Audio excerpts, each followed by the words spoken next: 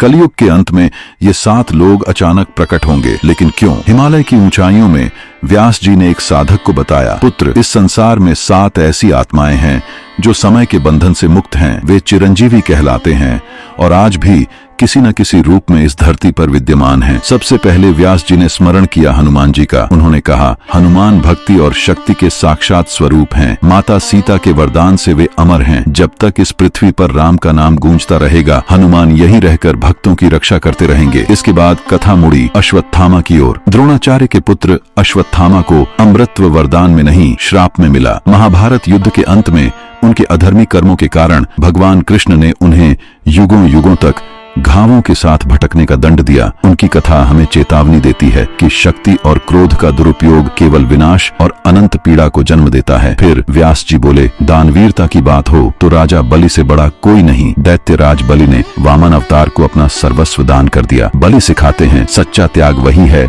जो मोह और अपेक्षा से मुक्त हो। इसके बाद आया विभीषण का प्रसंग। रावण का भाई होते हुए भी विभीषण ने अधर्म का साथ छोड़कर श्री राम की शरण ली। राम ने उन्हें लंका का अमर राजा बनाया ताकि वे आने वाली पीढ़ियों को धर्म और नीति का मार्ग दिखा सकें। विभीषण का जीवन इस सत्य का प्रमाण है कि सत्य का मार्ग कठिन होता है पर वही वंदनीय है। फिर व्यास जी ने बताया कृपाचार्य के बारे में। कौरवों और पांडवों के कुलगुरु, निष्पक्षता और वेदों के गहन ज्ञान के प्रतीक। युद्ध के बाद भी उन्हें जीवित रखा गया ताकि वे आने वाली पीढ़ियों को शस्त्र और शास्त्र का ज्ञान दे सकें। उनकी अमरता एक गुरु के कर्तव्य की अमरता को दर्शाती है।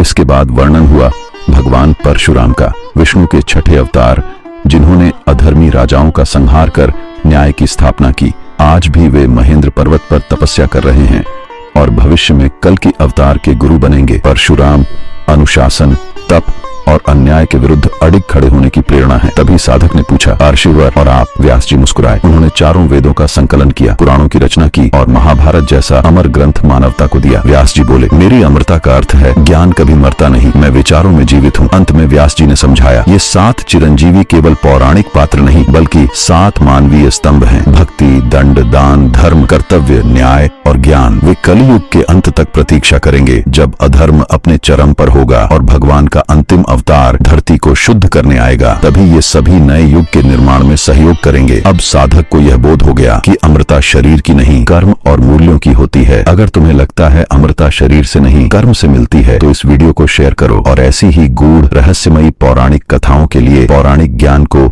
अभी सब्सक्राइब करो।